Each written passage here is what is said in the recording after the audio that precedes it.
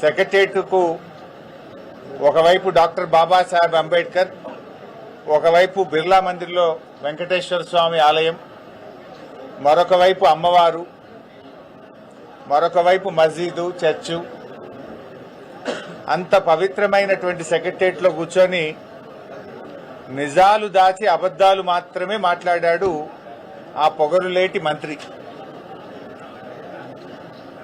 నిన్న ఆయన ఫ్రస్ట్రేషన్ చూస్తూ ఉంటే, ఆయన బూతులు మాట్లాడే విధానం చూస్తూ ఉంటే ఎంత డిఫెన్స్లో పడ్డాడో స్పష్టంగా రాష్ట్ర ప్రజలకు అర్థమైంది. సరకు లేనప్పుడు, సమాధానం లేనప్పుడు తిట్లకు ఎత్తుకుంటారు. నిన్న ఆయన చెప్పిన కథలు, ఆయన మాట్లాడినటువంటి భాష, ఆయన బాడీ లాంగ్వేజు, ఆయన ఎంత డిఫెన్స్లో పడ్డాడో రాష్ట్ర ప్రజలందరూ కూడా గమనించారు. సమాధానం లేదు గనుకనే నువ్వు తిట్ల రాగాన్ని అందుకున్నావు. ఇలా ఈ పొగరులేటి ఒక రాష్ట్ర మంత్రిగా కాకుండా రాఘవ కన్స్ట్రక్షన్ అధినేతగా మాట్లాడినట్టుగా ఆయన మాటలు ఉన్నాయి. ఎంతసేపు సంస్థను కాపాడుకోవాలి, కొడుకును కాపాడుకోవాలి, గొంతు జించుకోనో, తిట్లదండం అందుకోనో, పిట్టకథలు చెప్పో దాని నుంచి బయటపడాలనే ప్రయత్నం తాపత్రయపడ్డట్టుగా స్పష్టంగా కనబడ్డది. ఆయన ఎంత ఆయాసపడ్డాడో మనం చూసాం. చాలా ఆయాసపడ్డాడు. అంటే నేనొక్కడే అవినీతి పరుణ్ణి కాదు, నా సహచర మంత్రులందరూ కూడా అవినీతి పరులే అని పాపం వాళ్ళందరినీ కూడా తనకంటిన బురద వాళ్ళందరికీ అంటించే ప్రయత్నం చేశాడు. జూపల్లి కృష్ణారావు గారి కుంభకోణాన్ని ఆయనే బయటపెట్టాడు. ముఖ్యమంత్రి కుటుంబ సభ్యుల టెండర్ల కుంభకోణాన్ని ఆయనే బయటపెట్టుకున్నాడు. బట్టి విక్రమార్క గారి ఆర్థిక శాఖలో బిల్లులు ఇవ్వడానికి పర్సంటేజీల కుంభకోణాన్ని ఆయనే గుర్తు చేశాడు. అంటే ఈ రాష్ట్రంలో జరుగుతున్న అవినీతి కుంభకోణాల చిట్టా చదివి, అరే నన్ను ఒక్కనే కాదు నా చుట్టూ ఉండే మంత్రుల కుంభకోణాలను కూడా రాష్ట్ర ప్రజలకు చెప్పే ప్రయత్నం చేసినాడు. అంటే ఆయన తాపత్రయము, ఆయన ప్రయాస అంతా కూడా నేనొక్కనే కుంభకోణాలు చేయలేదు, నేనొక్కనే అవినీతి పరుణ్ణి కాదు, రాష్ట్ర కేబినెట్ లో చాలా మంది ఉన్నారని తన బురద అందరికీ అంటించే ప్రయత్నం చేసినట్టుగా నిన్న ఆయన ప్రయత్నం కనబడ్డది. ఇలా నిన్నటి ప్రెస్ మీట్ తో రాష్ట్ర ప్రజలకు ఒకటైతే అర్థమైంది, ఆయన పొంగులేటి కాదు పొంగు లూటి, పొంగు లూటి అనేటువంటి విషయం చెప్పకనే చెప్పిండు నిన్న. ఇప్పుడు ఇష్యూ సింపుల్ బై, ఇలా క్రషర్ కు సంబంధించి శాసనసభలో స్వయంగా రాష్ట్ర ముఖ్యమంత్రి చెప్పిండు. ఏం చెప్పిండు ముఖ్యమంత్రి? అరే మా మంత్రి గారి కంపెనీ రాఘవ కన్స్ట్రక్షన్ లో జరిగిన అవినీతిని, అవకతవకల్ని మా అధికారులే గుర్తుపట్టారు, మీరేం బయటకు తీయలే ప్రతిపక్షము, మా అధికారులు మేమే గుర్తుపట్టినాం, మేమే పెనాల్టీ వేసినాం, మేమే పైసలు కట్టించినామని ముఖ్యమంత్రి శాసనసభలో స్పష్టంగా చెప్పారు. మైనింగ్ మంత్రి గారు ఏం చెప్పిండ్రు అదే అసెంబ్లీలో? లేదా కరెంటు మీటర్ల షార్టేజ్ ఉండే, అందువల్ల డీజిల్ జనరేటర్ మీద నడుపుకున్నాడు రాఘవ కన్స్ట్రక్షన్ అని మైనింగ్ మంత్రి చెప్పాడు. మరి అనుమతులు లేవు కదా అంటే, ఆ అనుమతులు కొద్దిగా లేట్ అవుతాయి కదా, ఢిల్లీకి పొల్యూషన్ కంట్రోల్ బోర్డుకి అప్లై చేసుకున్నాడు రాఘవ కన్స్ట్రక్షన్స్ అని మైనింగ్ మంత్రి చెప్పాడు. అధికారులు ఏం చెప్పారు? ఒక్క అధికారి కాదు, revenue, electricity, pollution control board, mining department, 4 శాఖల అధికారులు మైన్ ఇన్స్పెక్ట్ చేసి, 4 శాఖల అధికారులు ఇది ఇల్లీగల్ మైన్, అనుమతులు లేకుండా నడుపుతున్న మైన్ అని 4 శాఖల అధికారులు రాఘవ కన్స్ట్రక్షన్ కు నోటీస్ ఇచ్చారు. అంటే ఇప్పుడు 4 శాఖల అధికారులు చెప్పింది తప్ప, పొంగులేటి చెప్పింది తప్ప, ముఖ్యమంత్రి గారు అసెంబ్లీలో నిండు అసెంబ్లీలో చెప్పింది తప్ప, ఈ బాంబులేటి చెప్పింది తప్ప, మైనింగ్ మంత్రి చెప్పింది తప్ప, ఈ పొగరులేటి చెప్పింది తప్ప. ఇవాళ ఆయన సమాధానం చెప్పాలి. శాసనసభలో ముఖ్యమంత్రి, మైనింగ్ మంత్రి ఇద్దరు చెప్పారు ఇది రాఘవకు సంబంధించిందే, మా అధికారులే గుర్తుపట్టారు, రాఘవ మీద కేసులు పెట్టాము, రాఘవ దగ్గర డబ్బులు వసూలు చేసినామని నీ ముఖ్యమంత్రి, నీ మైనింగ్ మంత్రి, నీ సహచరులే చెప్పారు. నువ్వేం బుకాయిస్తున్నావు, అది నాకు సంబంధమే లేదు అని బుకాయిస్తున్నావు. అరే 4 శాఖల అధికారులు పోయి ఒక్కసారి కాదు నీకు 3 సార్లు నోటీసులు ఇచ్చారు. యాక్షన్ తీసుకోమని పొల్యూషన్ కంట్రోల్ బోర్డుకు లేఖ రాశారు. నువ్వు పొగరు తగ్గించుకో, పొగరు లేటి ఇంకా చాలా ఉన్నాయి నీ విషయాలు బయటకు రావాల్సినాయి. శాసనసభలో మరి నువ్వు ఎందుకు లేచి మాట్లాడలే? నువ్వు ఉన్నావు కదా అక్కడనే. నీ ముఖ్యమంత్రి గారు లేచి ఇది ప్రతిపక్షం దొరకవట్లే, ఈ దొంగతనం మేమే దొరకబట్టినాం, ఈ దొంగతనాన్ని మేమే నోటీసులు ఇచ్చినాం, మేమే పెనాల్టీలు వేసినామని నీ ముఖ్యమంత్రి చెప్తుంటే నువ్వు పక్కనే కూర్చున్నావు కదా.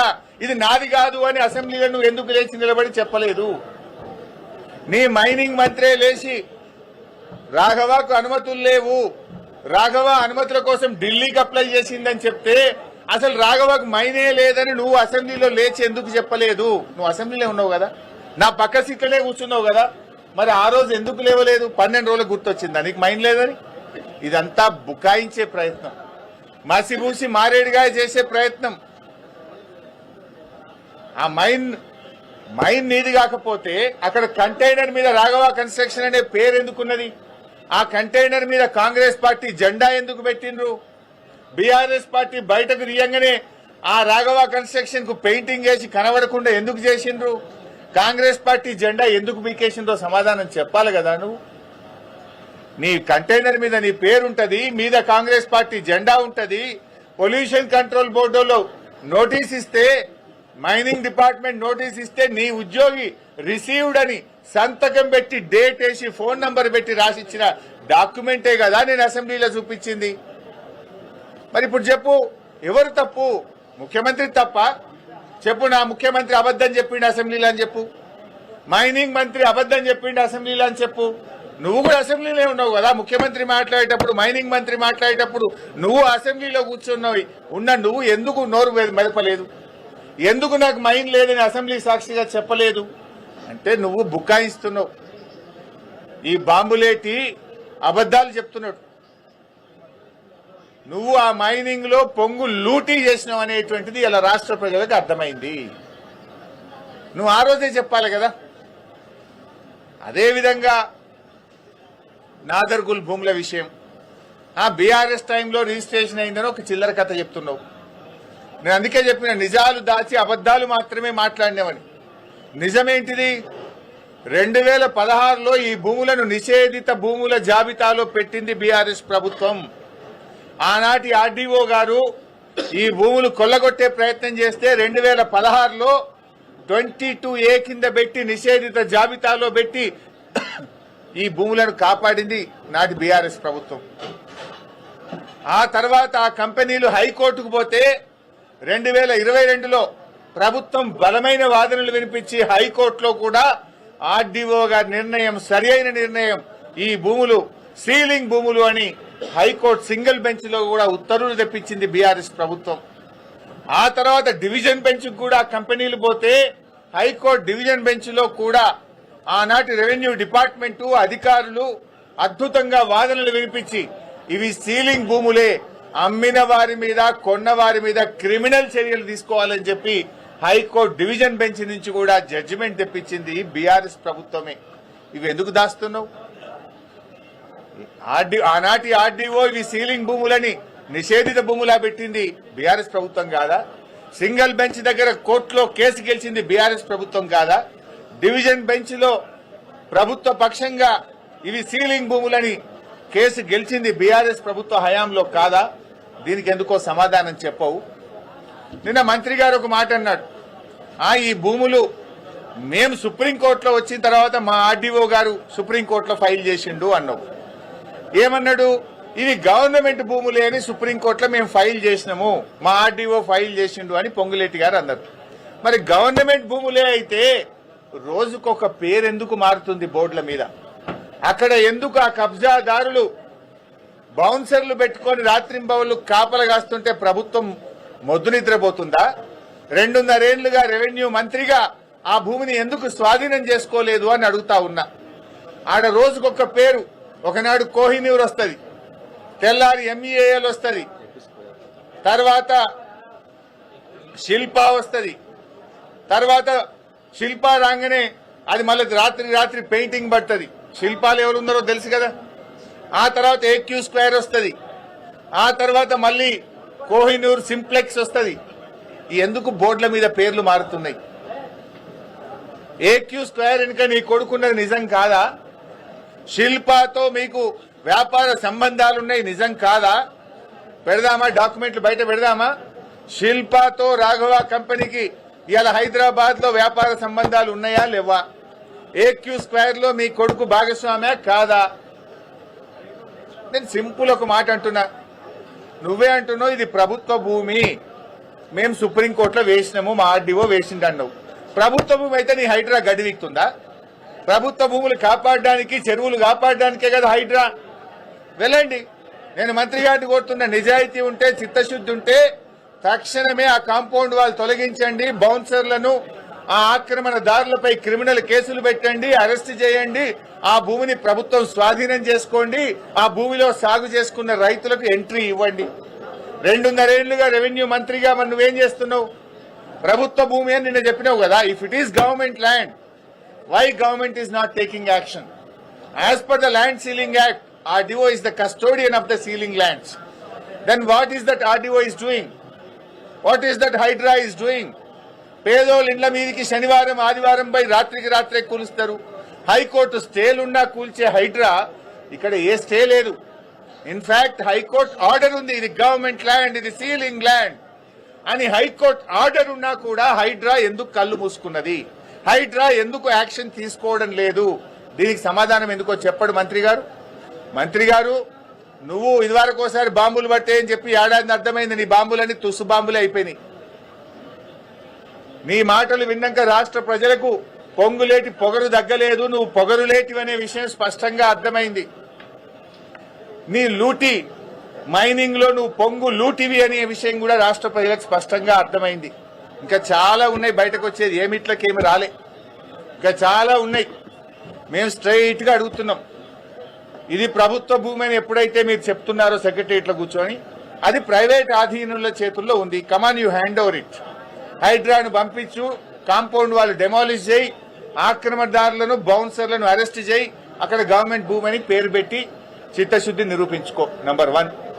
నంబర్ 2, మైనింగ్ అధికారులే చెప్పినారు, 4 శాఖలు, రెవెన్యూ డిపార్ట్మెంట్, రెవెన్యూ అంటే నీ శాఖనే కదా, ల్యాండ్సే కదా, నీ శాఖ అధికారే పోయి చెప్పిండు ఇది రాఘవాది అని. Revenue, electricity, mining, pollution control board, 4 శాఖల అధికారులు పోయి ఇది రాఘవ అక్రమ మైనింగ్ అని నీకు నోటీస్ ఇచ్చింది. ఆ 4 శాఖల మీద యాక్షన్ తీసుకో. మరి వాళ్ళ తప్ప నీ తప్ప తేలాలి కదా. మరి లేదు, నీ ముఖ్యమంత్రి, నీ మైనింగ్ మంత్రి, నీ సహచర మంత్రి చెప్పిండు కదా ఇది రాఘవది, మేమే దొరకబట్టినాం, మేమే పెనాల్టీ చేసినాం, దొంగను దొరకబట్టినాం, పైసలు వసూలు చేసినామని నీ ముఖ్యమంత్రి చెప్పిండు. మరి ముఖ్యమంత్రి చేత చెప్పి, ముఖ్యమంత్రి అసెంబ్లీలో అబద్ధం ఆడిండని చెప్పి, మరి మైనింగ్ మంత్రితో చెప్పి ఆయన అబద్ధం ఆడిండని చెప్పు. లేదు, నువ్వు క్షమాపణ చెప్పు ఫస్ట్.